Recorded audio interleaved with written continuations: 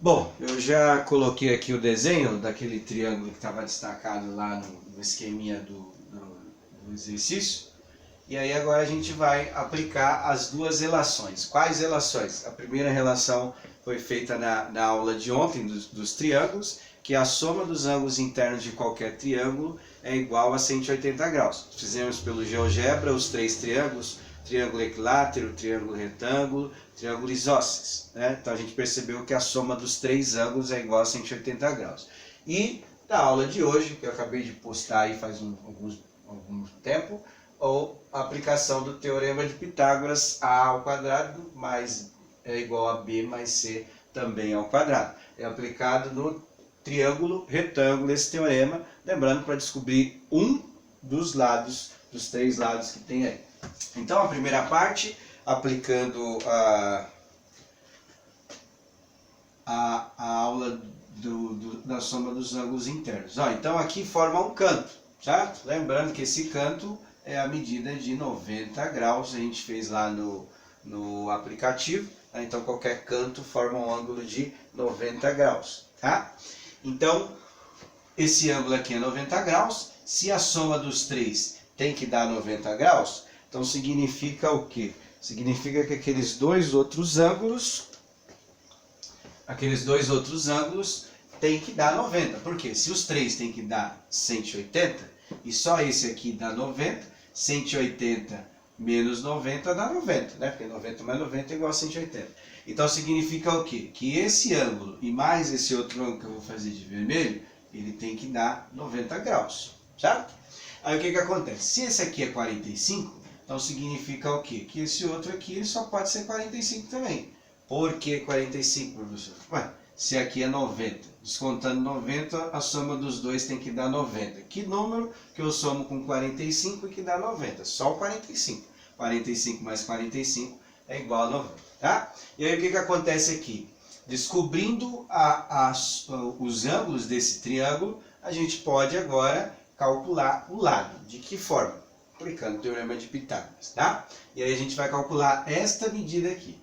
Então o que acontece? Eu peguei lá do exercício, essa daqui é a altura da tenda, sem aquela parte mais alta, a parte reta, né? Que é a primeira estrutura. Aí dá uma lembrada lá no exercício, a primeira estrutura são colocadas 8 estacas no octógono, né? Então o que acontece aqui? Essa altura de 4 metros que eu peguei lá, já coloquei aqui. Se aqui mede 4 e esse ângulo é 45 graus, e a gente percebe que são dois ângulos de 45 graus aqui, então significa o quê? Que se ele tem dois ângulos iguais, os lados também desse triângulo é igual. Então ele tem dois ângulos iguais, significa que tem dois lados iguais também, tá? Tem essa relação aí desses ângulos. Então se essa abertura aqui é 45 graus, aquela também, então significa que um desses lados também tem a medida de 4 graus. Qual lado? 4 graus, não, 4 metros, perdão.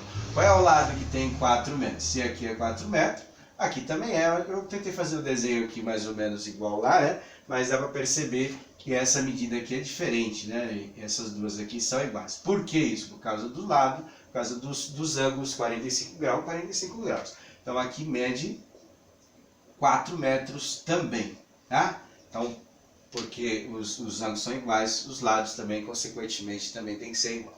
E aí sobrou esse lado para a gente calcular, que aí eu vou chamar de A. Da onde que eu tirei esse A? Do teorema de Pitágoras, né? Só para lembrar, A, B e C, certo? Que aí está aqui o teorema de Pitágoras. Como eu falei na aula anterior, a gente tem dois lados, precisa calcular um terceiro lado, tá? Então qual é o lado que a gente vai ter que calcular? Vai ser o lado que eu chamei aí de A, pegando a definição lá do teorema de Pitágoras. O B e o C são iguais. Em alguns casos acontece, né? Porque esse triângulo aqui, ele é um triângulo específico. Ele é chamado de triângulo retângulo isósceles. Lembrando lá do triângulo da aula passada, né, da aula anterior, o triângulo isósceles, o iso lá são dois números iguais, então significa que ele tem dois lados iguais. Então ele enquadra em dois tipos de triângulo, tá? Então, tanto triângulo retângulo como triângulo isósceles, porque ele possui dois lados iguais, tá? Bom, Aí agora a gente vai aplicar o Teorema de Pitágoras para poder calcular com essa medida A, tá? Então aqui já vai juntar o Teorema de Pitágoras e mais a parte de fatoração de raiz que a gente estudou algumas aulas anteriores, quando a aula ainda estava em sala de aula. Então o A, a gente não sabe, então eu vou colocar aqui, só vou repetir, A elevado a 2. No caso aí do B e do C, eu vou substituir por esses dois números. Só para colocar só os números, porque já está em metro lá, as alternativas também estão em metro, então não precisa se preocupar com esse M aí para não dificultar o exercício. Então eu vou colocar aqui, ó, 4 elevado a 2, que é o valor do B, que seria essa base, e no lugar do C, 4 elevado a 2 também, certo? Aí vamos resolver. 4 elevado a 2, 4 ao quadrado, 4 vezes 4 dá 16, então vai ficar A elevado a 2 é igual a 16 mais 16, certo? Então fazendo a soma dos dois valores lá, aplicando o Teorema de Pitágoras, né? Então vou fazer A ao quadrado é igual a 16 mais 16, costuma dar 32. Aí o que nós vamos fazer? Fizemos a primeira parte, aqui é A elevado a 2, eu tenho que pensar na operação contrária da potência. Então a operação contrária de mais é menos, multiplicar, dividir. Qual é a operação contrária da potência? A última que sobrou, porque alguns matemáticos definem 6 operações matemáticas, né? Então o que sobrou, o contrário da potência, é a raiz quadrada. Então nós vamos ter que fazer o quê? Para encontrar essa medida A, eu vou ter que fazer o contrário da potência, que é a raiz quadrada, a raiz de 32. A raiz de 32 ela não é uma raiz exata, tá? Então nós vamos fatorar aqui no canto, né? E dividir esse número pelos 3 que eu falei, né? Por 2, por 3 e por 5, quando as aulas ainda eram presenciais. Então eu vou dividir esse número por 2. Por que por 2? 32 ele é par. Então metade de 32 é igual a 16. Metade de 16 também é par. 8. Metade de 2, 4. Metade de 4, 2. Metade de 2, 1. Então eu já fiz a fatoração aqui da raiz. Aí o que eu vou fazer? Eu vou agrupar em pares de 2. Porque 32 é igual a 2 elevado a 5. 1, 2, 3, 4, 5. Tá? Só que nesse caso aí, como nós vamos calcular o valor aproximado da raiz de 32, para responder conforme está lá, nós vamos separar em pares de 2. Então a gente vai perceber aqui, ó, 2 elevado a 2, certo? Primeiro par, 2 elevado a 2, o segundo par de 2, e aí vai sobrar um sozinho. Esse número, lembrando das aulas anteriores, ele está a primeira potência, então eu não consigo extrair a raiz. Ou seja, o que eu estou falando? Que 2 não tem raiz exata, certo? Então, vamos substituir esses valores aqui e eu vou deixar para vocês terminarem, né? Analisando lá, dá uma olhadinha na folha, no caderno, não sei onde você fez, aqueles exercícios de simplificação de radical. Que aí você está percebendo que está juntando tudo ao mesmo tempo, né?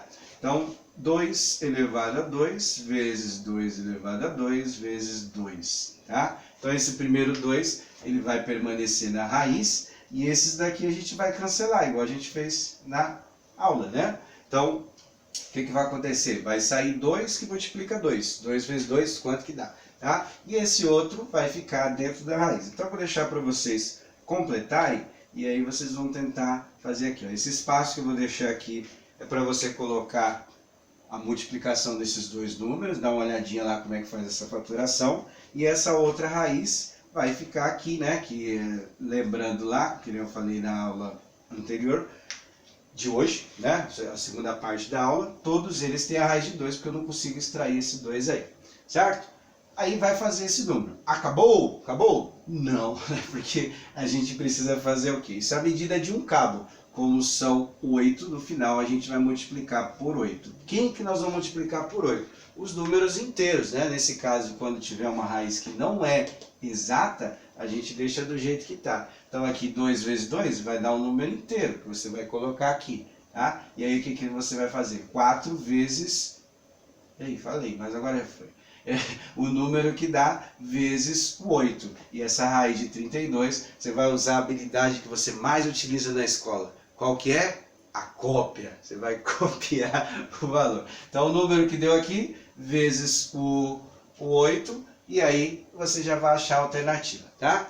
Na próxima aula amanhã eu não vou postar nada, que amanhã é feriado. Hoje foi bem pesado, eu tentei gravar algumas vezes, deu blackout, não sei o que. Eu não consegui gravar todas as aulas que eu pretendia hoje, mas para vocês do segundo e do terceiro ano, tá aí os exercícios, tá dividido em 3 partes. Cuidado para não confundir, né? Então nós estamos fazendo a aula 4, tá? Então aí, toma cuidado para não confundir na hora de assistir. Qualquer dúvida, pergunta lá no grupo ou no canal do YouTube, aí eu tento ajudar. Bom, tchau, tchau. Bom feriado a todos e até mais.